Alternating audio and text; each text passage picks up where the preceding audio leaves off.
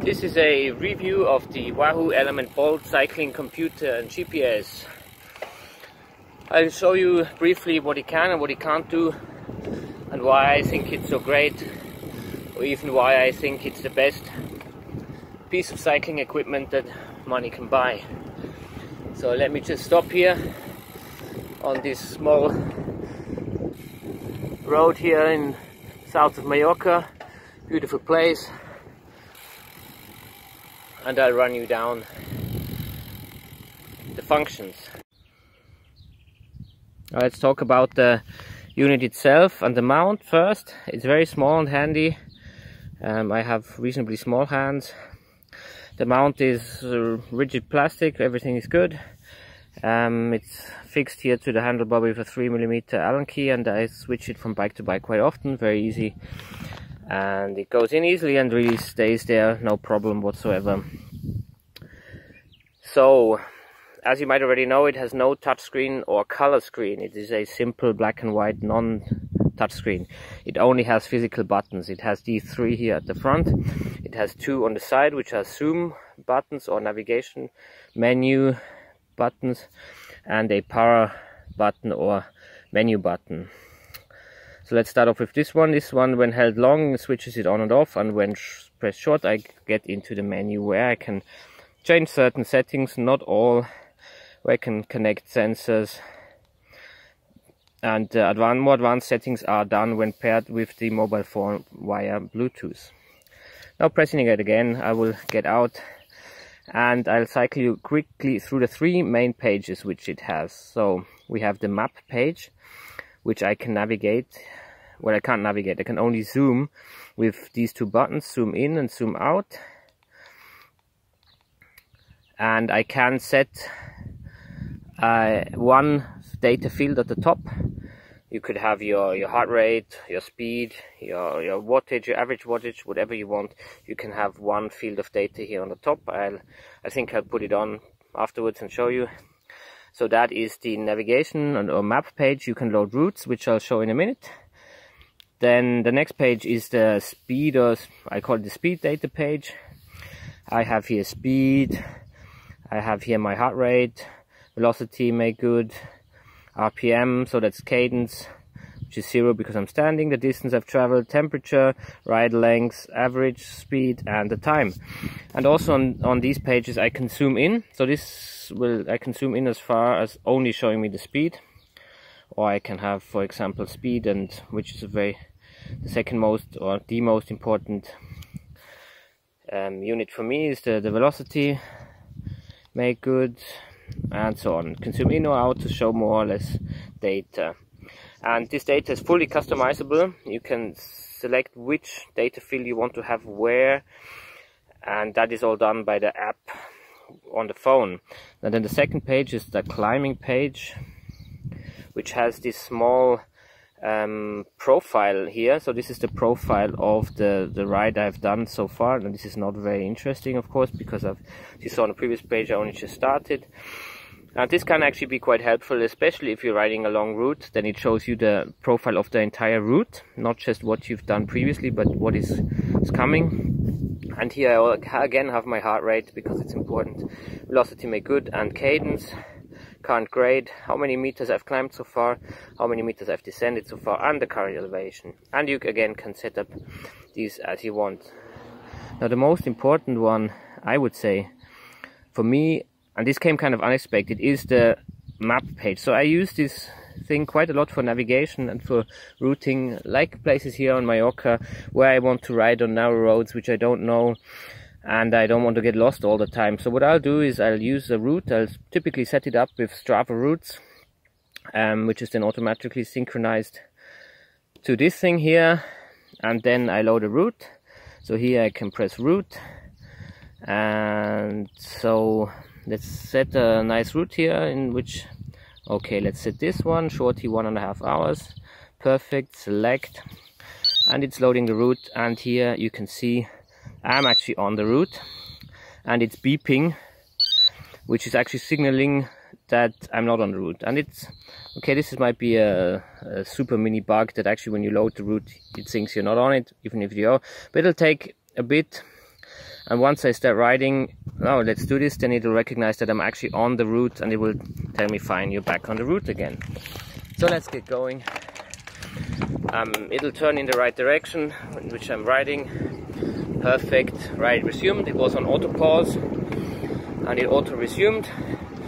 And now you can see I'm following these small arrows, which are the route, and that works perfect for me. I can zoom in, zoom out. Now you heard the beep, so it told me you're back on the route.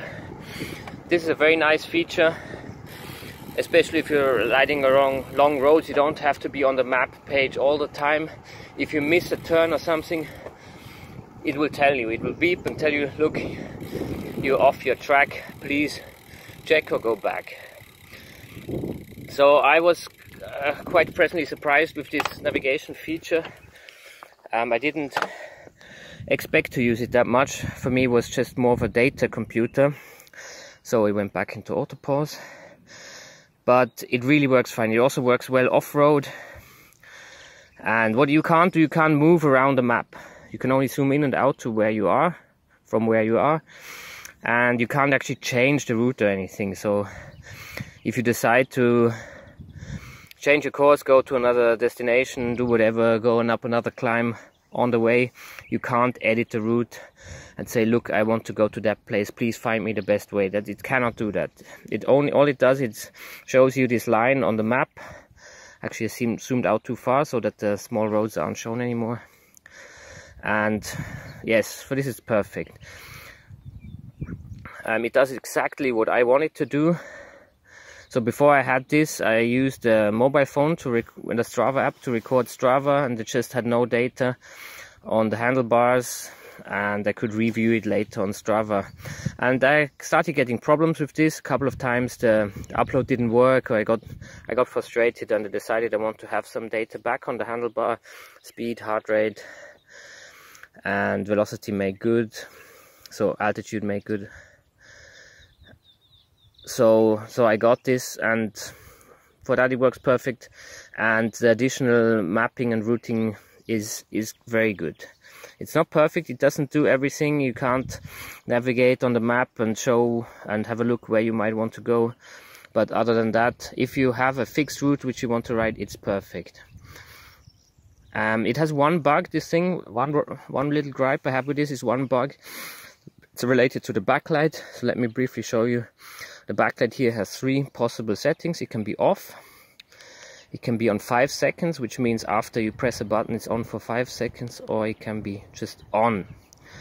And to show you the bug, I actually have to go somewhere dark.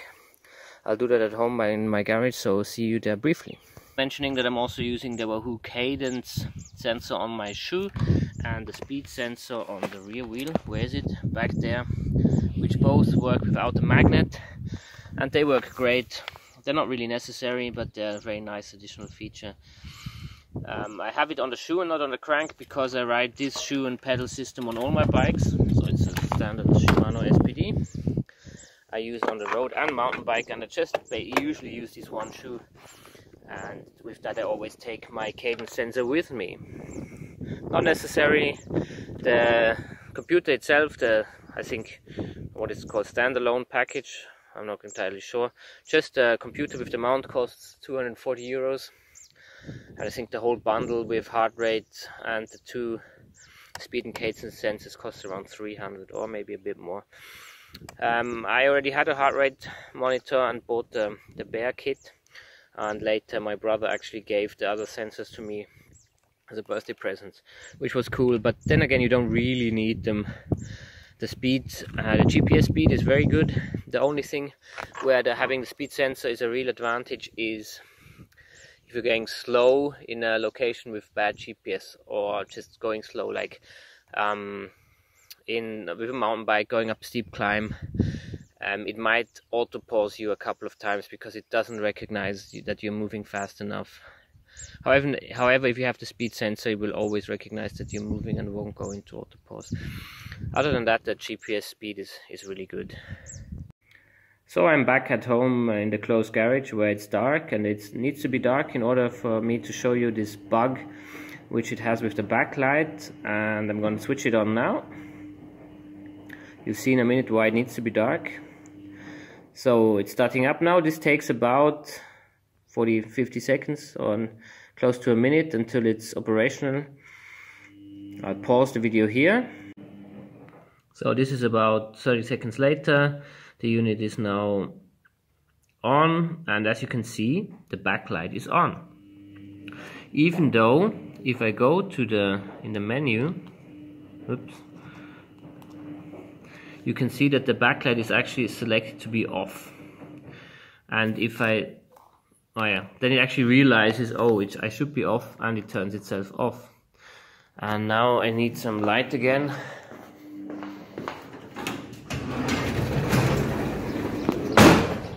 Yeah, so now indeed the backlight is off.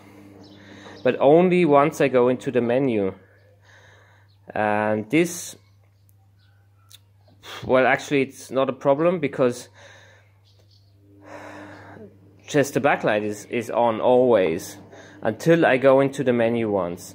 And if it's normal daylight when I go riding, which it is most of the times, not always, but most of the times, and let me switch the backlight on now for a second. So now it is on, and in normal daylight I can't actually tell it's on. So typically if I go riding and it's light, I go and I start the unit and the backlight is on. I don't actually notice that it's on, however. So I don't go into the menu to make sure it's off, so the backlight is on all the time, and this of course has a negative effect on the battery life, because I'm riding with the backlight on all the time. That's annoying, and typically I forget to switch it off. So this does limit the battery lifetime, and also the battery lifetime, the battery life or the battery status in percentage is not shown anywhere unless I go into the menu to check. So far, and after using this for a year and maybe, I don't know, 100 rides, maybe a bit more, it's never happened to me that I run out of battery. But it could, and it's a bit annoying. But yeah, again, I'm not sure if it's this unit or if it's a general problem. Here, or again, is the USB charging port. See this up here? So that was it. Perfect thing, if you ask me. I'm not showing the app how you can change the fields. It also does quite a good post-ride data analysis. Which, yeah, I don't use it all that much, but it is good. It does what it should. Overall, this is a great unit. I crashed it already, so you can see it has some scratch marks, but it still works perfectly. And I can highly recommend this to anyone who doesn't need advanced mapping, sort of on-the-go navigation features. Thanks, and stay tuned.